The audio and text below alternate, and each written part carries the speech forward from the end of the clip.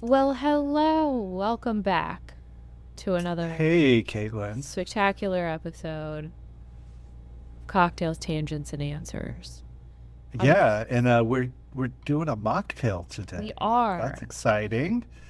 Um, I was trying to tell a story to like a human in real life the other day, and I can't get from point A to point B effectively because I want to follow every little thought that bubbles up. I'm like, oh, and I could tell you about this thing. And in the middle of telling this story, I was like, you'll have to bear with me. I'm literally on a podcast with the word tangent in the name, so I can't be trusted to tell So a as you're, coherent story. as you're swimming upstream, the tributaries, like you got to go up each one. I gotta find Gotta see out. where it goes. Gotta unravel all the little pieces. Gotta see where we're at. So If you find any salmon, let me know because that sounds delicious. Probably not in this part of the country, though. We're not really salmon land. All right, so today we are doing an intern view. You see what we did there with the plan? I'm really proud of that's still made it, because that was like 2 years ago we did intern views, and I'm just really pleased that's stuck. Still a thing. Still a thing. So today we're going to learn what we can learn from our newest intern, Casey. So he'll be here in a little bit after we take our party break, do our drink and all that. Yeah. But he's going to be our guest, and we're going to talk about his perspective. He's been here a couple weeks, 2 weeks, I think, just 2 weeks. Yeah, Okay. because he just did his first paycheck submission. So that's been 2 Ooh. weeks. Talk about the challenges he's having with the internship. So he's a solo this time. Last time we had two. We had a sort of a strategy and a design, and he is sort of all of those things in one. Yeah. And as has been the case for the past, I think, 3 years, 3 years. Mhm. Yeah, 2021. Our interns take on a project where they run a t-shirt shop. So up till this point, it hasn't actually opened. It's been a lot of prep work, a lot of getting things ready, sales tax It's certificates. like we had some sales tax, some nonsense to sort through. Oh, it's still finishing up with Nebraska, but we're in good shape. Yeah. Iowa finally got approved. So yeah, but we just launched it. I think by the time this airs, it will be launched probably about a week. So it's out there at 71shirts.com. That's the number 71shirts.com. And there are actually 71 different designs to choose from. Absolutely true. It's spectacular. There are so many good ones. Yep. And one of the challenges of the internship, or one of the reports that will have to come out, is which shirts get sunset and which ones, and where do we need to add new designs. And so that's generally every year. It's sort of, we tweak the marketing, we have to tweak the product. It's running a shop, right? Like it's running a store. Mm-hmm. So you have to think about all those things, which is pretty big. Yeah. I'm excited to watch this actually get off the ground. Like you said, the last 2 cycles have kind of been about the prep, and so it'll be interesting to see what sells and what happens with that. So. Yep. Yeah, we're getting the Google listings up. Got the Microsoft store approved today. Show up in organic there probably tomorrow. Yeah, it's super exciting. And of course, kind of odd, Casey's a sophomore. Well, he'll be a junior next year. So a little bit younger. Typically it'd be sort of between junior and senior year. Sometimes we have somebody who's a senior or graduated senior. So he is not 21. That's okay. Yeah, it's totally fine. Totally fine. And so, of course, he's never had an alcoholic drink in his life. Correct. So we're doing a mocktail today. Yeah. This actually sounds quite delicious. I agree. I want a picture of this. And I don't even know as though I would need to put vodka or gin in it. But I know you would be like, I need the gin. I wouldn't need it. but it would Yeah. enhance the flavor. And I actually think gin with this one would be good. So it's a Mint-Basil Limeade. Yeah. And what's interesting about mocktails, it's not just like underage people who are into mocktails. Like sometimes people go out and they don't want to drink. I heard there's a mocktail bar in Omaha. I need to figure that out. Friends of ours, we have a couple friends who don't drink, and they come into town every once in a while. And I feel like we tried to go there, but it was closed. I don't know. I don't remember. But even if you go, like one of my favorites, Berry and Rye, or the Berry and Rye, got to get the in there. You can ask. They'll do a mocktail too. Like They'll do totally fine. Ball and mocktail. Everything I've ever Really had at Berry good and Rye is so mocktail. good. I agree 100%. So it's a delicious alternative to like if you like, a sugary drink or water or tea or some of those base drinks that you might have. You want something with a little more going on than, iced tea, lemonade, water, Coke. So a lot of these are coming to be crafted really, really seriously. Sometimes they do use a non-alcoholic spirit, especially if you want like that gin flavor. Or like sometimes the bite is needed to like level out or mellow some of that sweetness, balance things. But what I like about this one is it's using the mint and the basil, like the herbaceousness of those and the sweetness of those in place of any kind of booze that's in it. So sort of like a mojito, but you don't need like fake rum in it. Yeah. You don't need any rum in it. And it's really interesting to watch these be just, I don't know, like handcrafted.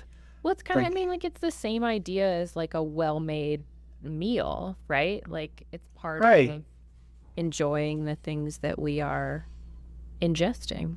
So I love that idea. Yeah. It's like cooking at home versus buying a boxed microwave dinner from a grocery store or something. Well, and for those of us that are parents, like what a way to expand a kid's palate. It's juice, but it's got some layers in it. And, when they're 21, they can add the rum, vodka, or gin. So I think as we go through this, and I know you're going to give us the directions here, ingredients in a minute, you can always convert a mocktail with a shot of rum, vodka, or gin, or 2 shots, or whatever you'd like. We're not telling you how to live your life. I think the other interesting thing is that all the cocktails that we've shared so far, most of them, I guess, maybe not all, could be done as a mocktail. Yeah. I think when you get into like a chartreuse, getting that sort of anisey in there, I know you're like, not worth it, don't do it, forget it. Skip that. That would be an interesting one to try. You could always do just like a star anise, though. I think so. A little grate, or maybe like a syrup, an infused syrup. Perhaps. Or maybe just toss it in when you shake and let some of the essence of that, I don't know if it would break. I guess you're going to strain it anyway. Maybe it'd work. All right. I digress. To make a mint basil limeade, you're going to gently muddle 4 large basil leaves, 4 mint leaves, and simple syrup in a shaker tin. Add an ounce of that's 1 ounce of simple syrup. Add an ounce of lime juice, freshly squeezed as always, and then shake that until well chilled with some ice. And then you are going to strain that into a Collins glass over the fresh ice. If you're interested in preserving your ice, you can always do a dirty pour and just top off with ice as you need. And then top with some club soda and garnish with a lime wheel. And head outside and listen to the birds and the bees. This really does sound like a picture of this by the pool. I also like the idea of having a picture of this, and it's non-boozy, right? So kids could drink it, whoever could drink it, but then you could have like the like adult section DIY. where you could just pour a shot. You have to walk yourself. through a beaded curtain to get to that adult section, or Hoy. Oof. Wow. a flashback to the homegrown video store where they would to like actual video stores, which just, I mean, there's a couple in Omaha still that are like legit, like you rent like normal movies, not adult movies. There's one I think that's called Family Video. I guess people still rent DVDs. I don't know. I had my best friend came. We were gonna try and watch the new Alana Glazer and Michelle Bateau movie called Babes, but it wasn't in city yet. And so she's like, I still wanna see you. And I was like, okay, well, let's like rent something online and we can just make our popcorn at home. And so I was telling Tyrell about it, and in his brain he was like, how are you gonna rent a movie? Like, because we don't have, all of our media comes from streaming. The clouds. Comes from the clouds, yes. And I was like, well, you can still rent movies. And he's like, yeah, I kind of forgot about that. What gets me, and Brian always yells at me about this, but sometimes it'll be like, buy for $12.99, rent for $4.99. And part of me is like, I'm probably going to want to watch it again because I do like to revisit movies a lot. Oh, interesting. And I'm like, I'll just buy it. Like, it's fine. Here's a tip. If you do the longer delivery on Amazon, you get like a $1 digital credit. And then you can redeem that for your media purchases, which I don't usually do. But the movie that we rented was like $3 cheaper because I had all these surprise video credits. So I was like, oh man, good job, how many of those I have? Right? Yeah. Probably have a few of those. If you don't need your stuff right away, the patience will pay off. Maybe we should do that with the business account. We should delay delivery by a few days, rack up a whole bunch of digital credits, then we can use them to have our own movie library. Oh, that's an option. Okay. I don't know when we would watch all of the movies. I don't know either, but I guess we would just mocktail and movie. Is that a thing? That could be a thing. Mocktail and movie? Yeah. If you get me a hot plate, I'll make you some oil-popped popcorn. Because there's no other way. So I do think if we had a movie library, we'd probably have to get an old-timey popcorn machine then, which would really fit in the office well, I think. It would. All right. We're going to have to take a break. Snack break? We're going to have to... Snack break. When we come back. Yeah. Yes, Casey will be at bat.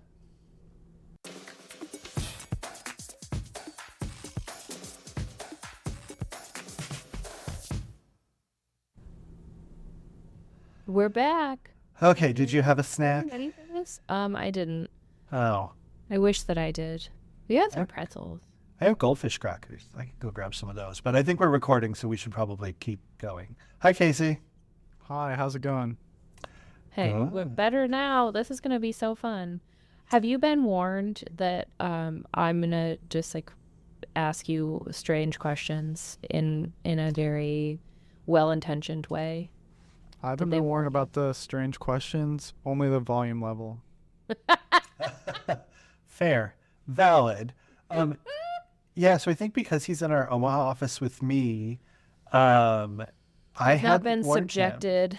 No, your grilling has not extroversion. happened. No, your grilling hasn't happened. Oh, you know what we didn't do? I didn't have him do one-on-ones with everybody like his first week. Oh, yeah. Which I should have done. It's not too late. Caitlin, a lot of summer left. There is a lot of summer left. Caitlin's our office extrovert, and so she learns as much as she can about everybody and sometimes scares people. Nope. I lock it away for safekeeping, and then I use it to benefit you. Where I'm like, oh, one time, 6 years ago, Casey told me that his favorite food was XYZ.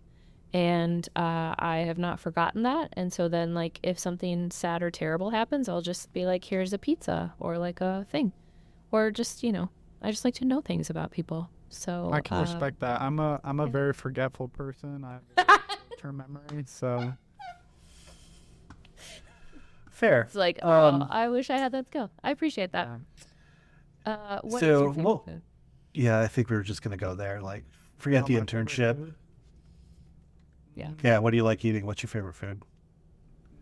Okay, I'm very indecisive, so I'm gonna ask you to narrow it down to like a category. So like American, Italian, Mexican. Breakfast. I can answer that. Breakfast. Yeah. I'm gonna go with. I've been having these like breakfast sandwiches lately. Yes. Any type of breakfast sandwich I like. Usually it's like a ciabatta, egg, bacon, or sausage on like Oh, that's the bacon gouda at Starbucks is on a ciabatta. Yeah. Yeah, I mean, That- Starbucks is all right, but their stuff is kind of microwaved. So, No, it's 100%. So are you making this at home yourself? oh You're no, like I'm slicing also the using a microwave. Just not a If I- Starbucks microwave, so it's better. If I had like a very like well crafted like handmade one, that'd be my favorite breakfast. Okay. Oh, we have the little machine that like, so you put Little your like, panini press?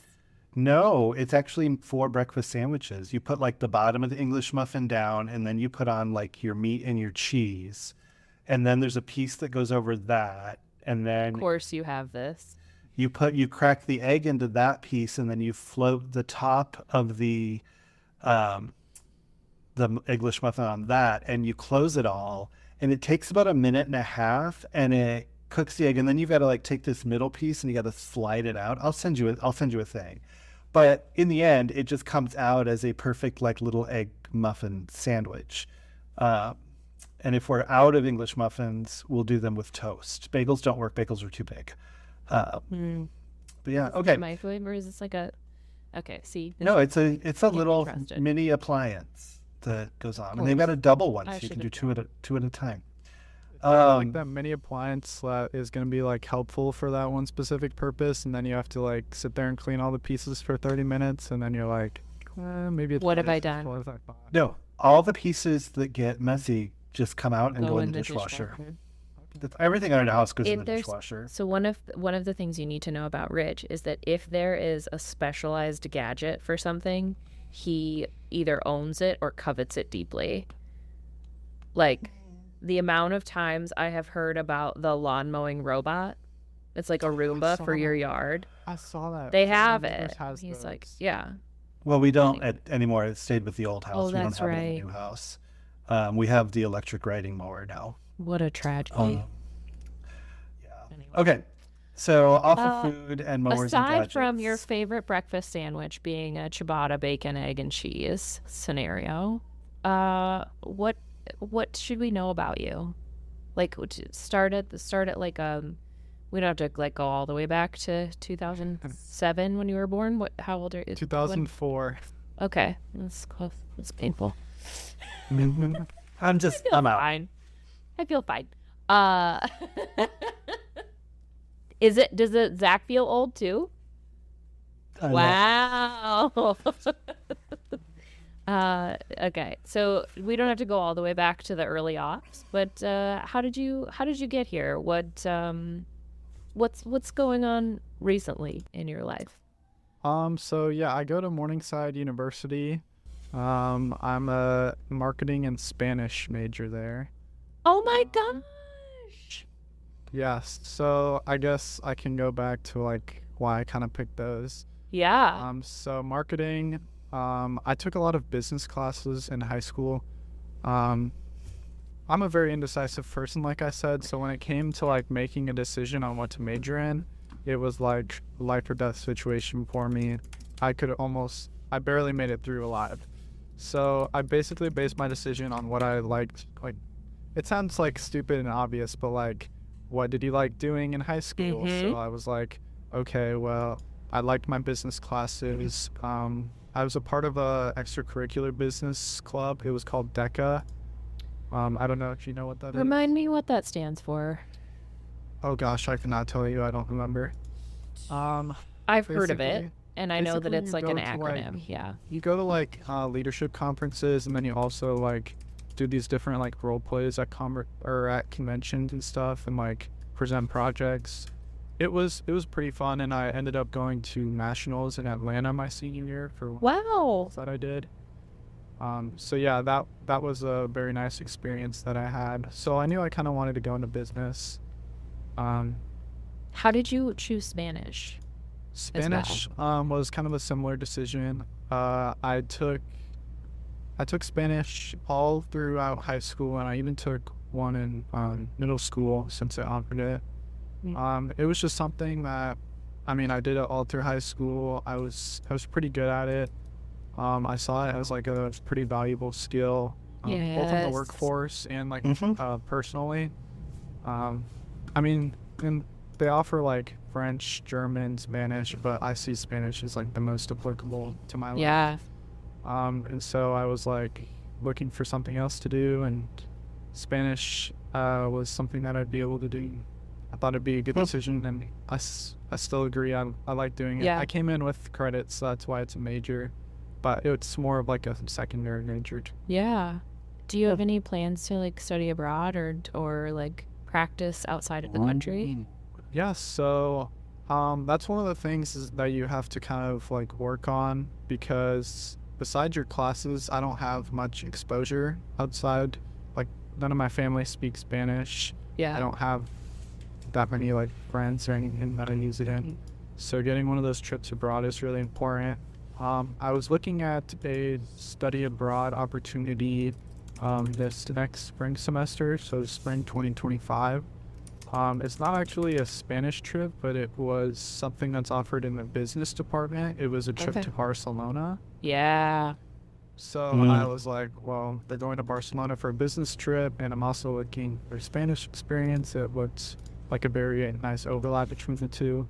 Yeah. So I know the guy that was heading it was still working on it, and they're still like TBD on the whole thing, but I'm definitely interested in that. I'm probably looking at something either my junior or senior year. That doesn't. Yeah. Well, I don't know if you know this, but Rich and I were both Spanish majors at Minor. Lakeside. I was a Oh, you minor. were a minor? Mhm. Well, I was a major. Spanish and photography, so I can take your picture in 2 languages. That's exciting. So, I mean, Casey, you had a classmate who was from Barcelona in your last class. Yeah. So, like, They you do. got, and honestly, like having anyone at all, like I've traveled places where I know absolutely nobody, even traveling by myself, and it's been fantastic. But even if you know one person, it just makes it a little bit easier. But I think going on a business trip like that, or a business class trip, that's pretty cool. Like, I would absolutely study in Barcelona for a semester or a year if I could. Well, I guess I could if I wanted to, right? I can do whatever I want. I'm a grown ass adult.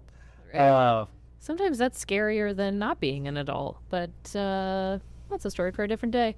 Not sure who put me in charge, but here we are. Oh, tell me about it. So I think part of what brought you to this internship, so was it because I was your instructor, or was there another reason?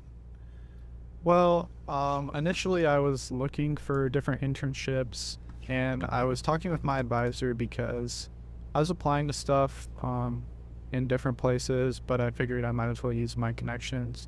So I was talking to people, and somebody mentioned Zach, actually, because they said that you used to come down and talk to some classes, I guess, or do Yeah. that. He and Megan did that a couple of times, I think, before Zach, flew to the East Coast and decided to live there. Yeah, so one of my professors remembered that, and he kind of mentioned it, and then he pulled up the company, and I was like, wait, I know this company, like, that's what my professor is in. I know them.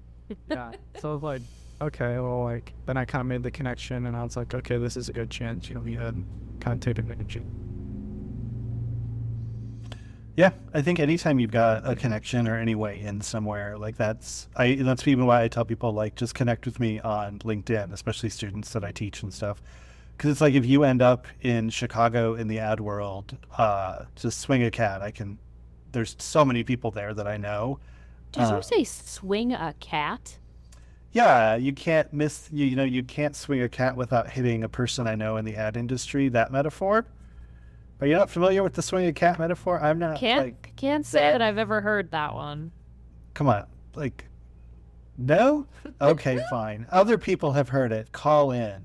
The phone number will be at the end. is gonna be on your 402-718-9971. 402-718-9971 if you've heard it. Swing a cat as a metaphor. Nobody has heard of that. That's the weirdest. No, thing. they have.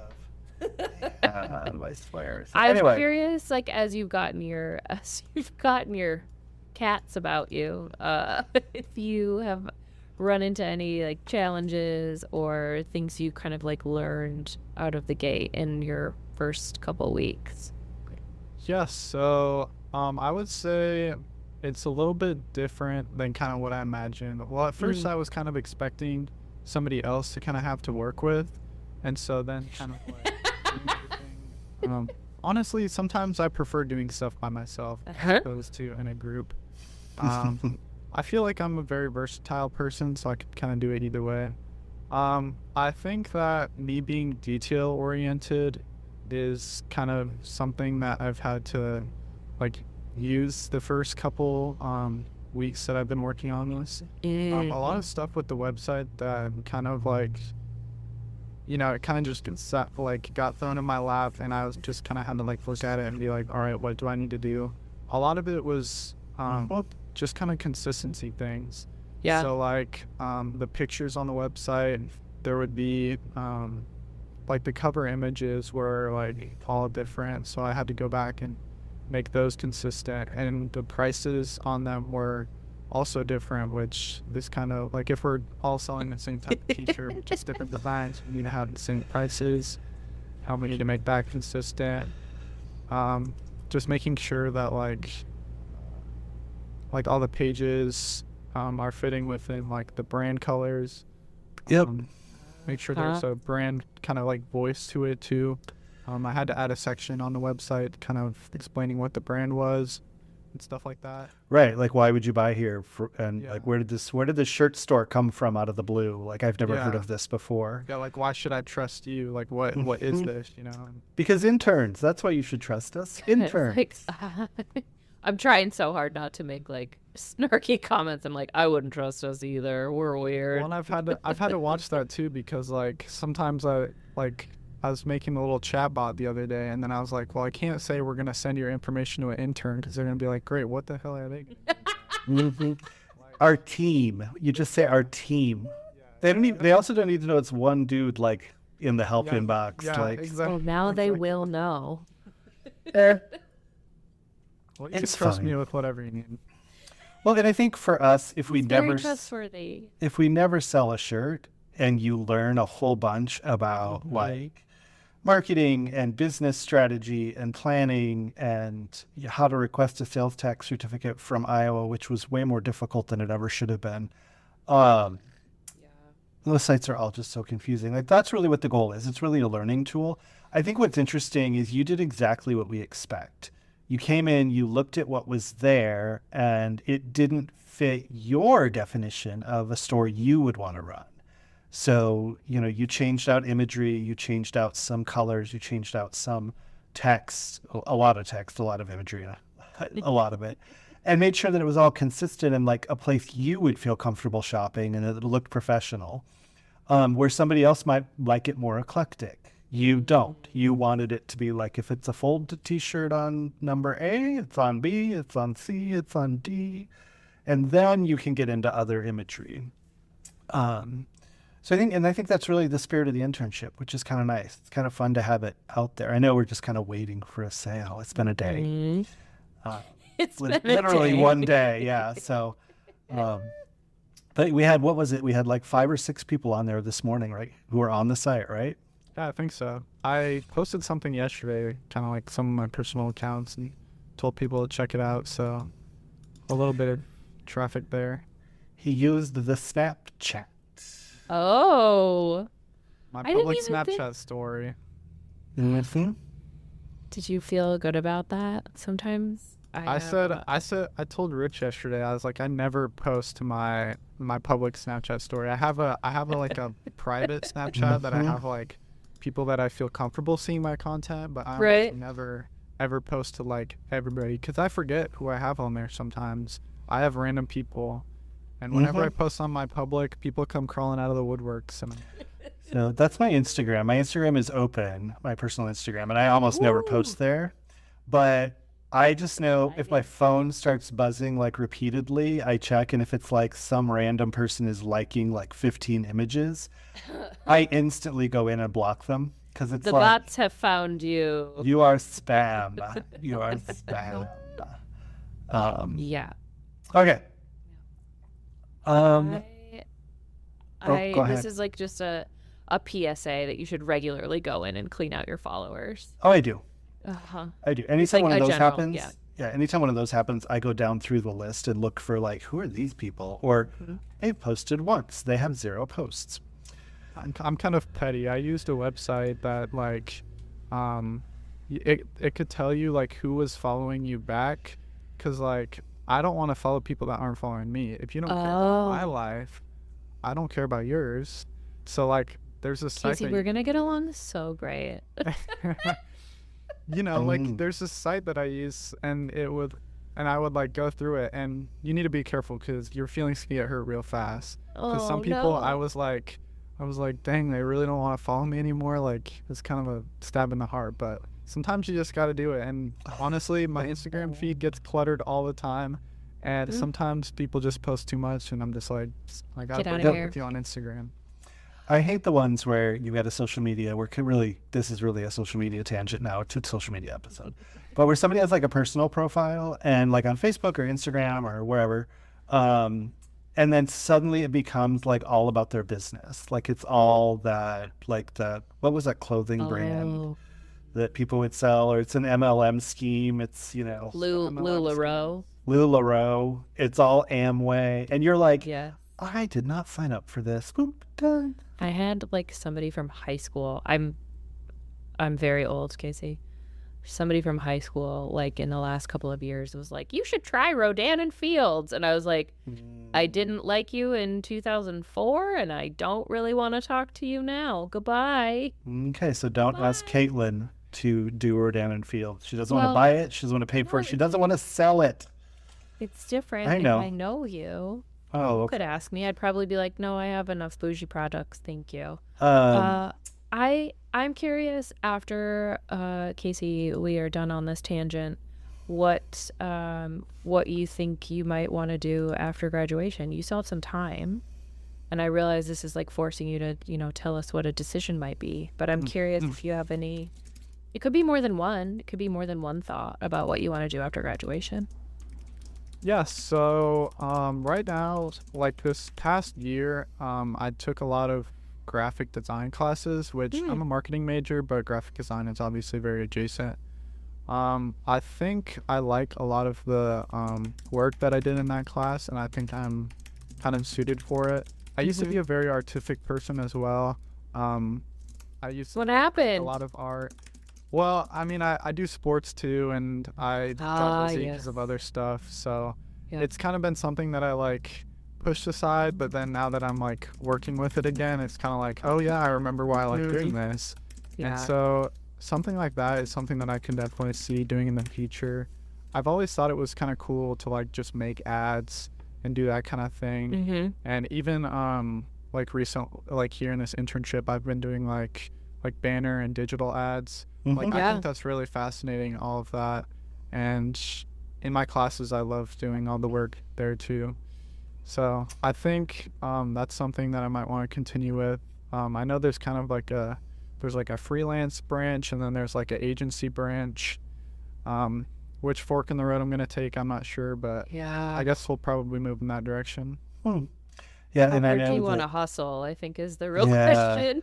freelance is, I mean, though honestly, like things you're learning about things like sales tax and forming a business and getting an EIN, that's all helpful with freelance if you decide you want to like incorporate yourself to kind of insulate yourself. I think the other thing that's interesting about the design side is you submitted some stuff to Megan recently for review, and you said, I can't remember what you said. You didn't say she was tough, but you said something about like... Well, she was very thorough. She was tough. Megan doesn't miss. No. Yeah. I mean, I just said that she had a lot of feedback, which was great. And I was just surprised because I feel like I'm very detail oriented and like very specific. And then she would find things that like I didn't see. And I was like, wow, how could I not see that? Like, Wait till Jesse comments on your kerning. It'll happen. Oh. I think what's important to know about feedback from Megan or Jesse is that it is done, especially in this environment, in the spirit of improvement and not in the spirit of trying to like cut you down or make you feel like you missed something. It's like all in the spirit of betterment. Yeah, like I said, the classes that I kind of took this year, I took one first semester and I took another second semester. My first semester graphic design that I took was with a teacher, and I really kind of liked the format that she did. We did after every project, we'd have like a draft and then a critique where we kind of do class critiques. It's just kind of like the general like art class sort of vibe. Whereas second semester, I had this had a different teacher, and we did like one critique throughout the whole semester, and it was not like, I enjoyed doing the work, but I didn't enjoy the class because he would just give us a project and then I'd do it, but I'd turn it in and I'm like, I don't know if this is what he Did wants. I do well? Did I? Vision.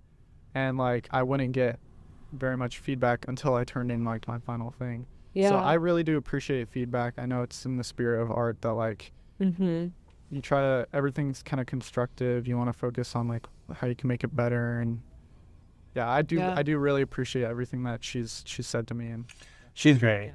And we love Megan, of course. Yeah. And I always feel good when you ask me a question. I'm like, you know what? Megan could answer that for you. Although today it was like, you're like, I think she's out the rest of the week on vacation. She is gone. It's like, okay. I'm like, then you should call Zach because it was about content, social content. So I think like we're kind of getting a little bit long, and well, we're not long yet, but whatever. What do you? So I don't even know. Caitlin, I've fallen off the rails. I know. I'm working fallen. on it.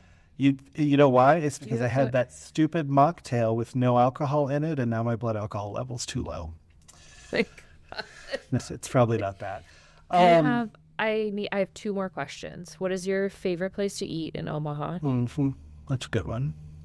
In Omaha, Or in general?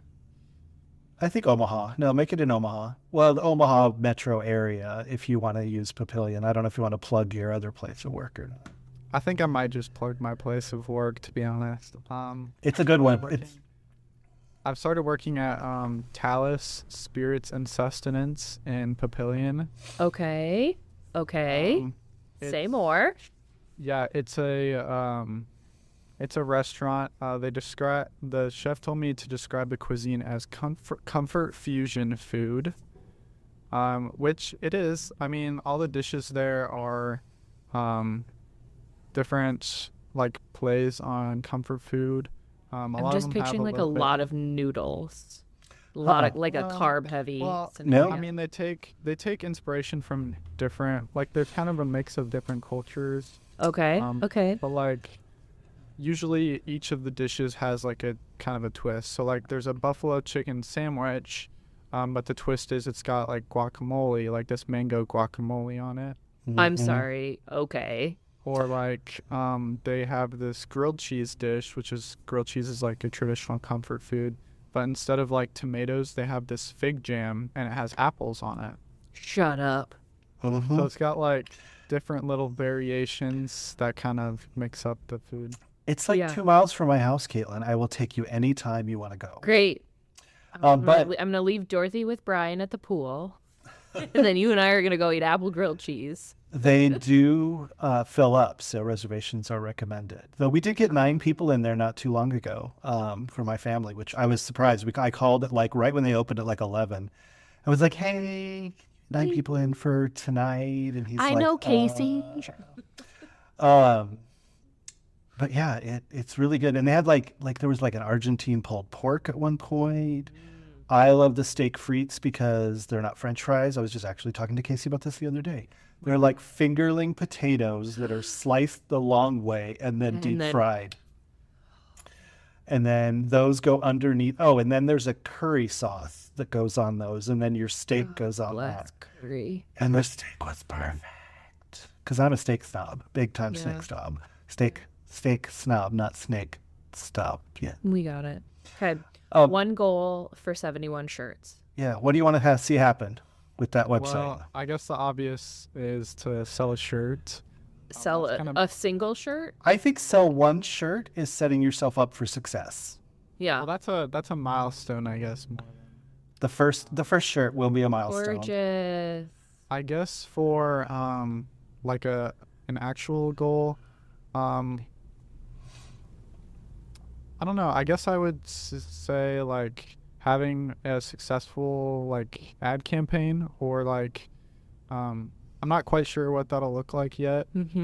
Just kind of like evaluating different ones that I kind of put out there, seeing what works and what doesn't, and maybe also like documenting the stuff that I do, and kind of like, because this is kind of a big step, I guess, if you're thinking about it as a whole of the internship, making sure that the next person is set up for success as well and can continue kind of building off of what I've done. So Yep. And I think the last like 3 or 4 weeks of your internship is kind of pulling together reports and analytics and all those things. Yeah, I think for me, I would love it if it broke even. That'd be great with like what we pay for Shopify, which is only like $29 a month or something like that. But also we pay interns, of course. So Casey does make money, because we feel like if you're going to do work, you should be paid for it. So if we could break even on that, and then if we do have any profits, one of the policies of the internship program is we would split those with the interns from that semester. So I didn't know that. That's cool. Oh yeah, yeah. Once we break even, we would then split. Does that include their pay? It's like, what's the overhead calculation? The overhead is their pay plus Shopify Software. plus transaction fees, and ads. Like basically anything that's insulated in that piece of the business of that DBA. So the rest of the agency overhead, like there's no desk or rent or anything like that. It's really just what's spent on ads, what's spent on the platform, and what we pay the people. Is really it. And then the product, of course, like, Cost of goods sold. Cost I feel like, Casey, if you COGS. really wanted, yes, I know. So if you really wanted, like if we wanted to set like a really huge stretch goal, it would be like get a profit share. Yeah. Let's set a stretch goal for the show. I think it might be a little difficult at first, just because our margins on the what we buy They're for really and what we sell it for. Got it. I love that you are aware of that though. Like 2 weeks in, you're like, well, it's gonna be a tall order because the margins are. Well, it's something I had to look at too, because we're like, I had to go through, like I said, some of the prices were different, because some shirts were put up at the beginning and some shirts were, and so some were like $16.55, some were $16.95, some were $17 something. I had to go back and make it consistent, and even I had to make the decision too, like the heathered shirts cost, like, so there's different like fabrics. So like some colors are like a heather fabric, and I believe they cost around 50 cents more to like buy. But I had to make the decision if I wanted to like scale it with what we get it for, or just keep it at a flat rate. And I just decided that I kind of wanted to keep the shirts all at the same price, except for 2XL and 3XL. But yeah, there's like a buck or two more. Here's my suggestion, if I may, as somebody who spends a lot of time shopping for crap online. Pricing for a size differential is a pain in the butt. It is like, it's a fat tax, right? So like these are my values.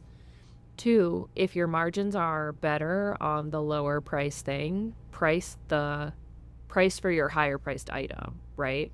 So your margins automatically improve on the lower price thing. So I would base your pricing on So if as like a heathered 3X or whatever, 2X, like that's your price, and then the just margins even just get everything better. like that? Yeah. So everything would be about $21 then.